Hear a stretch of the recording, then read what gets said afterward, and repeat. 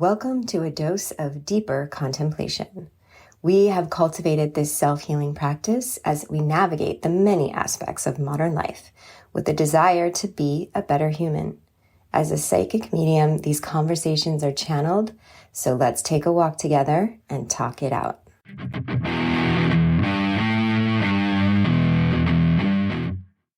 On this ride today has brought forth the contemplation around the sacred pods, which is a celibacy movement that we're engaged in organizing, a vision that came through to offer folks in energy and presence and efforts to help humanity out as much as we can right now. And there's so much amazing energy and wisdom and healing that can come through this celibacy practice. It's just that most folks think of celibacy as something related to religion, because historically that's been the understanding. And so really this community is about bringing that conversation into modern day, creating a modern day practice of celibacy. And it really has nothing to do with religion. It is an incredibly powerful dedication to get to know yourself and to love yourself deeply. And if that already exists, amazing. You're listening to this and you're someone who doesn't feel deeply in love with themselves, but maybe a desire to. This is a consideration. An experiment, as everything here is an experiment. Specifically today, it seems that we could significantly course correct some dysfunctions of humanity if we just desexualized everything. There's so much sexualization. And so therefore we get programmed. Humanity can get programmed. People can get programmed to just be driven and motivated and into this like sex. And we totally get this. Is that we have been driven ourselves many times in life by sex. We were speaking with a friend the other day, and he made a comment about how much more of his time and energy he would get back if it wasn't so devoted to thinking about sex all the time. And having had periods of life where that is also true for our own experience. Like, we think about sex all the time. Now, the contemplation is that a natural, quote unquote, thing that we can't help, or has it been part of the programming? The narrative, if we are speaking towards a generalization of quote unquote men or male bodies or identifying as men, that they got this thing and they got to stick it in something. They gotta have something with the thing. And that thinking about that and focusing and feeling like that is something that like you have to have and like a do or die type of feeling. And then if you don't get it, you feel haywired. Well, that's natural, right? You're just born that way. You just are that way. But it's interesting to take a step back from the moment and be like, really? Is it? Or has it just been in our faces, created by the construct around us to guide our beliefs, to guide our thinking? And guiding thinking is control. Our thinking is connected to how we feel, our emotions, our behaviors, our experiences. Our beliefs guide all sorts of things that humans do. And we have put the sexualization of human bodies at one of the top things that you have to get in order to be happy here. And with that narrative and it is something you cannot give yourself. No, you cannot give yourself that level of pleasure. No, Now, if you grew up in a religious construct like we did, that was certainly the message.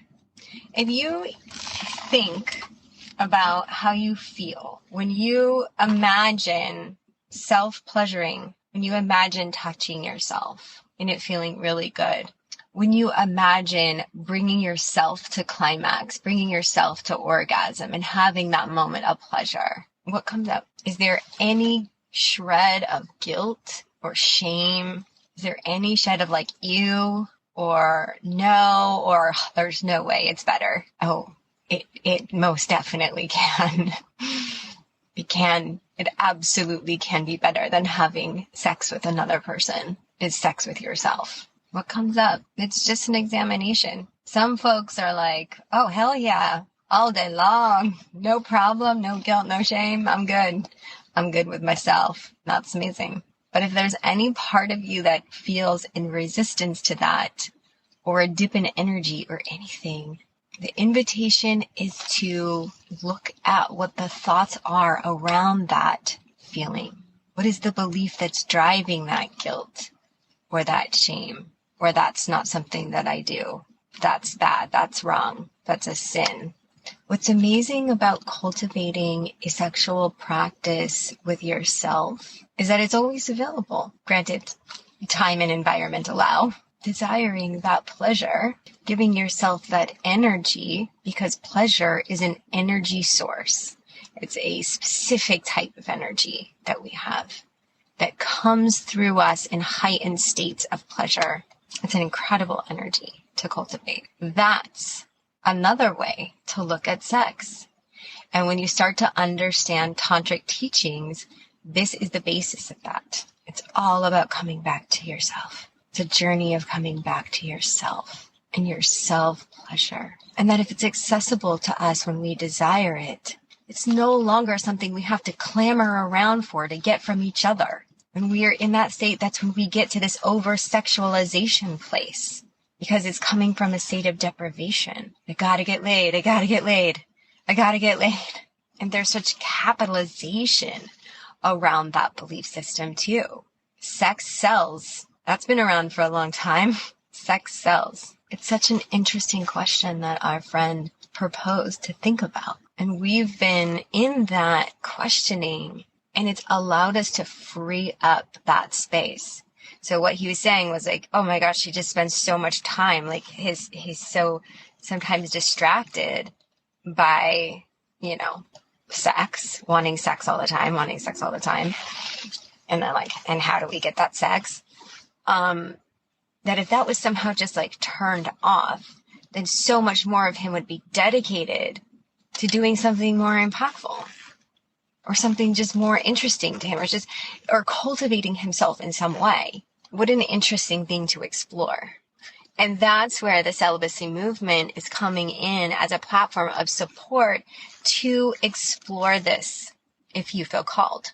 If we can turn down the sexualization of humanity, just turn the volume down on that a little bit, it would course correct so many behaviors. And many of those behaviors are connected with what's going on over women's bodies.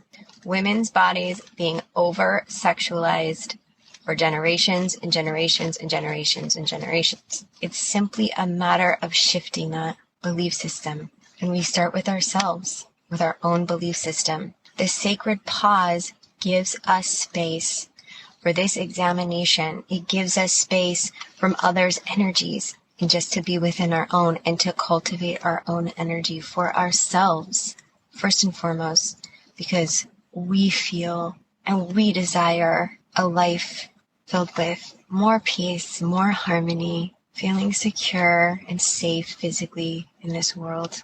And that comes with the equalization of the feminine energy and the masculine energy. And it has been out of balance for quite some time. So this movement and this community is about coming together and recognizing this part of it, recognizing the constructs of the belief system around sexualization and using the time of celibacy to dismantle it, collectively, and also for your own individual life. Thank you so much for listening. This is Deep Dose. We would appreciate your support if you are interested in joining the Sacred Cause community to find out more. We'll be continuing to share information as we get organized as to how to join. Joining a movement to move the energy and the paradigm shift of the current state of humanity. We thank you, and we are Eden.